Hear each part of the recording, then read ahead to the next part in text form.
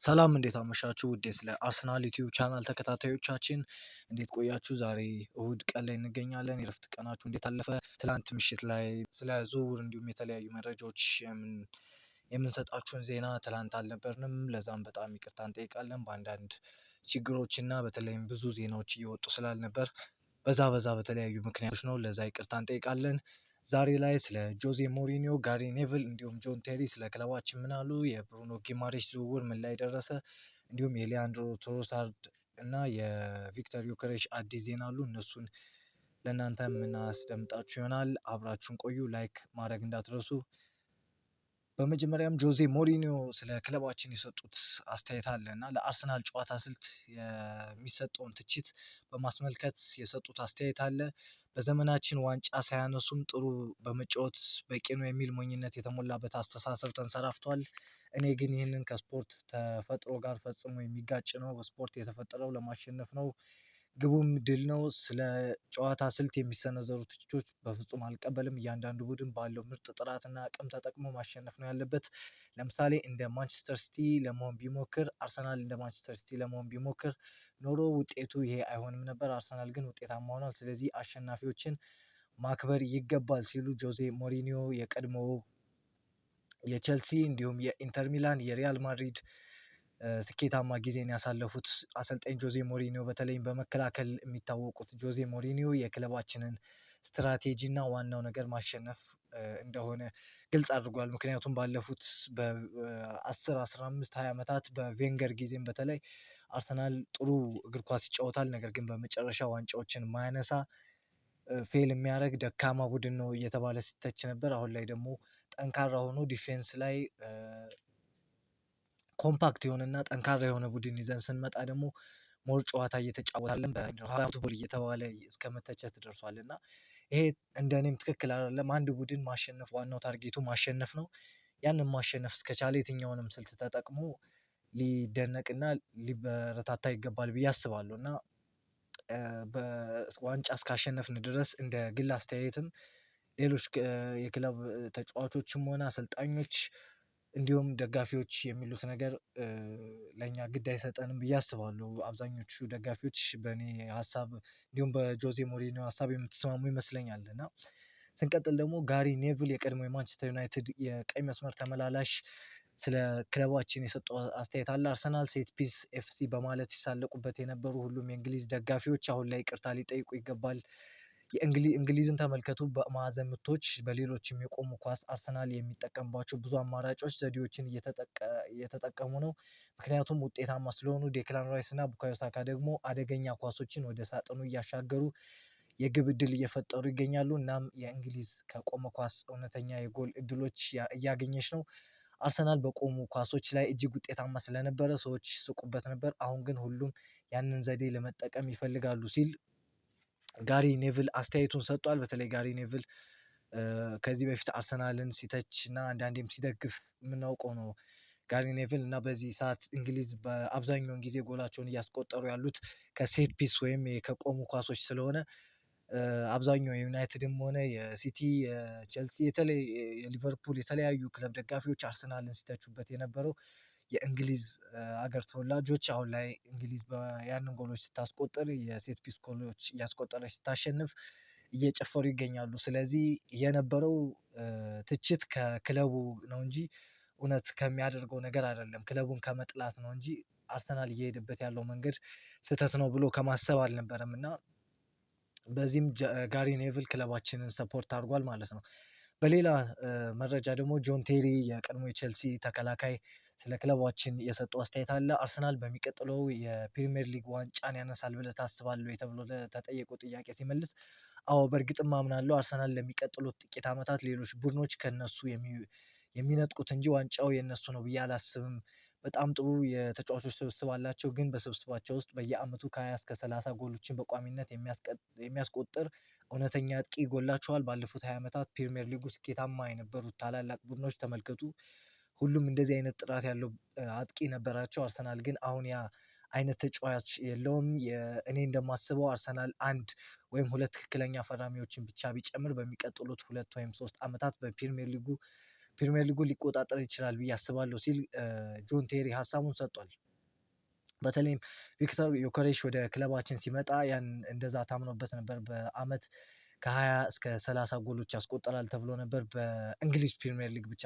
ነገር ግን እሱ መጥፎ የሚባል ባይሆንም ባለፈው የውድድር አመት በክለባችን 21 በሁሉም ውድድሮች 21 ጎሎችን ማስቆጠር ችሏል። ነገር ግን አሁን ላይ ጆን ቴሪ እንደሚለው ከሆነ አርሰናል አሁንም የፊት መስመር አጥቂ ከ20 እስከ 30 ጎል በአመት በፕሪሚየር ሊጉ ብቻ የሚያስቆጥር ተጫዋች ያስፈልገዋል ብሎ ያስባል እና በዚህ ውድድር በዚህ የዝውውር መስኮት ክለባችን በግራ ክንፍ አጥቂ በ8 ቁጥር ወይም ዲፌንሲቭ ሚድፊልደር ሁለቱንም መጫወት የሚችል ተጫዋች እና በቀይ መስመር ተመላላሽ ቦታ ላይ ምናልባት ቤንጃሚን ዋይት የሚለቅ ከሆነ ተጫዋች እንደሚፈልግ እናውቃለን። በዚህ የዩቲዩብ ቻናልም ዘግበንላችኋል ከዚህ በፊት በተደጋጋሚ። ነገር ግን አርሰናል አሁን ላይ እያየው የሚገኘው በአጥቂ ቦታ ላይ ለማምጣት ሁሊያን አልቫሬዝ ነው። ሁሊያን አልቫሬዝ ደግሞ ያንን ጋራንቲ አያደርግም። ሚኬል አርቴታ እየሄደበት ያለው ስትራቴጂ ደግሞ ከዛ ጋር በአመት 20-30 ጎል የሚያገባ አይነት አጥቂ አይደለም። ኦፍኮርስ የትኛውም ተጫዋች ጎል ቢያስቆጥር የሚከፋው አሰልጣኝ አለ ብዬ አላስብም። ነገር ግን እንደ ሁሊያን አልቫሬዝ አይነት ተጫዋች ቢውልድ አፕ ፕሌይ ነው ሞር የሚያመዝነው እንጂ ጎሎችን እንደነ ሃላንድ ወይም እንደነ ሃሪኬን ጎሎችን ፖች እያደረገ መጨረሻ ላይ እየጠበቀ የሚያስቆጥር አይደለም እና ሚኬል አርቴታ እየሄደበት ያለው መንገድ እንደ ቡድን ነው እንጂ እንደ ተጫዋች አይደለም እና ከዛ አንጻር እንደዚህ አይነት አጥቂ በክለባችን ቢመጣ እንኳን እንደ ሃሪኬን ምናልባት ያንን ቁጥሮች ሊያስመዘግብ የሚችልበት ሁኔታ ከቡድኑ ስትራቴጂ እና ታክቲክ አንጻር አነስተኛ ነው ብዬ አስባለሁ። እና እናንተ ምን ታስባላችሁ? እስኪ ስለዚህ ሀሳብ ኮሜንት ጋር አስቀምጡልኝ። ኤቨሪቺ ኤዜ ስለ ቡካዮ ሳካ የሰጠው አስተያየት አለ። ኤቨሪቺ ኤዜ ከአርሰናል ከእንግሊዝ ብሔራዊ ቡድን አጋሩ ቡካዮ ሳካ ጋር አብሮ ስለመጫወት ያለውን ሁኔታ ሲገልጽ የቡድን አጋሩ እግር ኳስ ብልህ እጅግ የሚያስደንቅ እንደሆነ ተናግሯል። ሳካ በሜዳው የመጨረሻ ክፍል ፋይናል ሰርድ ላይ የሚያደርጋቸው ውሳኔዎች ከሌሎች የክንፍ ተጫዋቾች ለየት ያደርጉታል። ይህም ችሎታውም የጤንነት ሁኔታው አጠያያቂ ቢሆን እንኳን በቶማስ ቱሄል የዓለም ዋንጫ ስብስብ ውስጥ ቦታ እንዲያገኝ አድርጎታል። ይህ በአርሰናል አካዳሚ ውጤት እንደ ፊል ፎደን እና ኮል ፓልመር ካሉ ተጫዋቾች ቀድሞ መመረጡ ምን ያክል ከፍ ያለ ግምት እንደሚሰጠው የሚያሳይ ግልጽ ምልክት ነው ሲል ስለ ክለቡ ተጫዋች ቡካዮ ሳካ አስተያየቱን ሰጥቷል ማለት ነው። ቡካዮ ሳካ ትላንት ከእንግሊዝ ከፓናማ ጋር ባደረገችው ጨዋታ 60 በላይ ደቂቃ መጫወት የቻለ ሲሆን አንድ አሲስት ማድረግ ችሏል።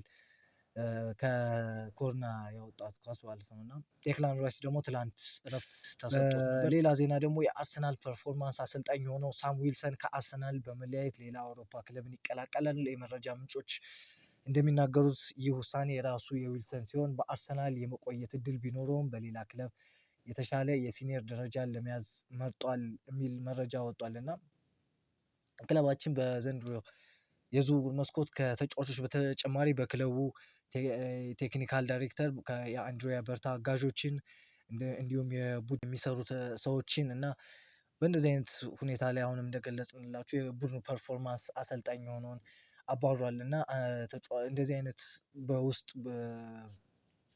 ክለባችን ውስጥ ያሉ እንደዚህ አይነት ሰዎችን እያባረረ ለቡድኑ አይመጡንም ያላቸውን እያባረረ እየተካ ነው የሚገኘው። ነገር ግን ይሄኛው ውሳኔ የራሱና የግሉ እንደሆነ ነው የተዘገበው። በሌላ ዜና ደግሞ የአርሰናል የሴቶች ቡድን የ25 ዓመቷን ሴሊና ሴርቺ እና የ20 ዓመት ሊሳ ባውም ለማስፈረም ተቃርቧል። ሁለቱም የጀርመን ተጫዋች ሲሆኑ ሴሊና በ24-25 የቡንደስሊጋ ከፍተኛ ጎል አስቆጣሪ ነበረች የሚል ዜና ወጧል። ይህም ደስ ይላል። ለሴቶች ቡድን አዳዲስ ተጫዋቾች በተለይ እንደነ ክሎዊ ኬሊ፣ ቤዝሚድ የመሰሉ ተጫዋቾች መውጣታቸው የሚታወስ ነው።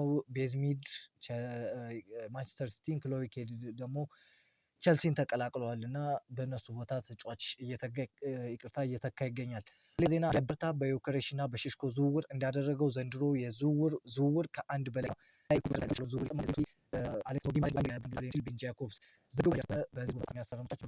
ጊማራይሽ ይሆናል የሚል መረጃ ልን የወጣው እና ስለ ብሩኖ ጊማሬሽ መረጃዎች ዛሬ እየወጡ ነበር የሚገኙት።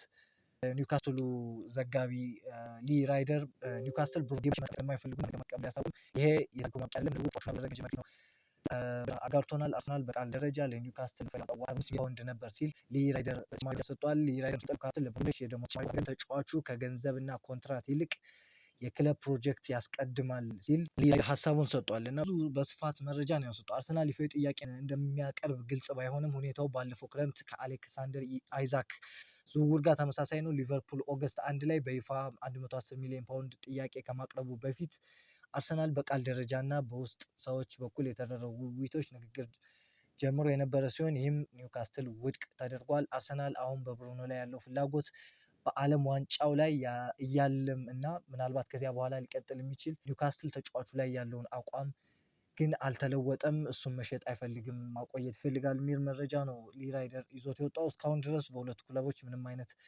ይፋዊ ግንኙነቶች አልተደረገም። አርሰናል ደግሞ ስምምነቱን ኦን ሊያደርግ የሚችልበት ነጥብ ላይ የመድረስ እድል መገምገሙን ቀጥሏል ሲል ሊ ራይደር ዘግቧል።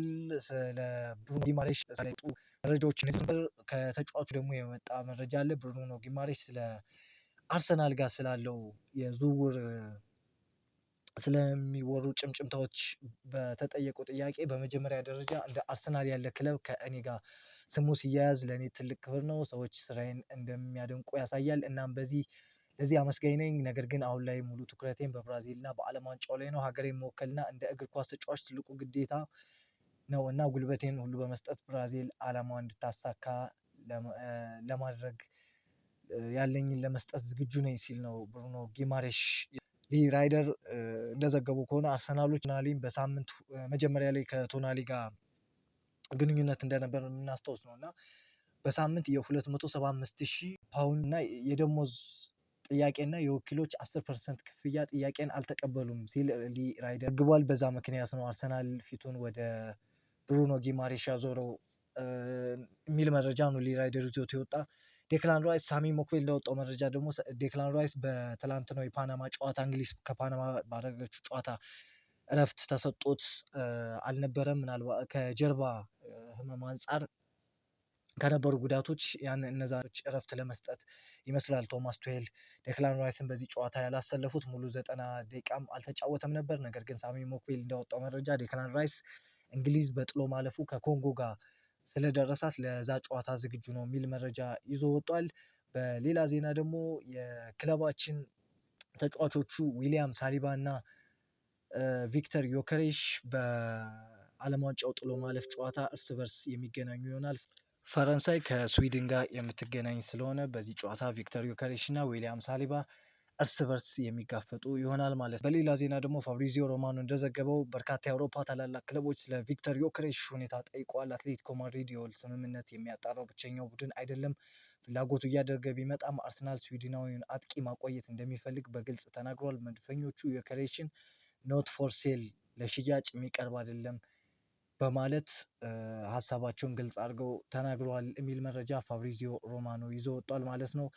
በሌላ ዜና ደግሞ ዊሊያም ሳሊባ በህይወቱ ስላጋ ጠንካራው አጥቂ ሲናገር ኬሊያን ኤምባፔ በህይወት ዘመኔ ካጋጠሙ ሁሉ በጣም ጠንካራው አጥቂ ነው ሲል ኬሊያን ኤምባፔ በእሱ በህይወቱ የፈተነው አጥቂ እንደሆነ ተናግሯል። በሌላ ዜና ደግሞ ሊያንድሮ ትሮሳርድ ቱርክ እንዲሁም ከሳውዲ ክለቦች እየፈለጉት እንደሆነ መረጃዎች ወጥተዋል። ተርኪሽ ፉትቦል ይዞት እንደወጣው መረጃ ትሮሳርድ ለማስፈረም ሁለቱ የቱርክ ገናና ክለቦች ተፋጠዋል። ጋላታሳራይ ከዓለም ዋንጫው በኋላ ትሮሳርድን ለማስፈረም ይፋዊ ጥያቄ ለማቅረብ እየተዘጋጀ ይገኛል። ጋላታሳራይ ወደ ፉክክሩ መግባቱ ቤሺክታሽን ከአርሰናል ጋር እያደረገ ያለውን ድርድር ያወሳስበዋል። በአውሮፓ ሻምፒዮንስ ሊግ መሳተፍ መቻሉ ጋላታሳራይ ዝውውሩን ለማጠናቀቅ የበላይነት እንዲኖረው ሊረዳው ይችላል የሚል መረጃ ይዞ ወጥቷል። በተለይም ደግሞ ከዚህ በተጨማሪ ትሮሳርድ በሳውዲ ክለቦች እንደሚፈለግ እና ምናልባት ወደዛ ሊያመራም እንደሚችል አንዳንድ መረጃዎች ወጥተዋል። ለዛሬ የነበሩ መረጃዎች እንደዚህን ይመስላሉ። ስለተከታተላችሁን በጣም እናመሰግናለን። ለቻናላችን አዲስ ከሆናችሁ ሰብስክራይብ እንዲሁም ላይክ ማድረግ እንዳትረሱ። ያላችሁን ሀሳብ አስተያየት ኮሜንት ጋር አስቀምጡልኝ። ደህና እደሩ።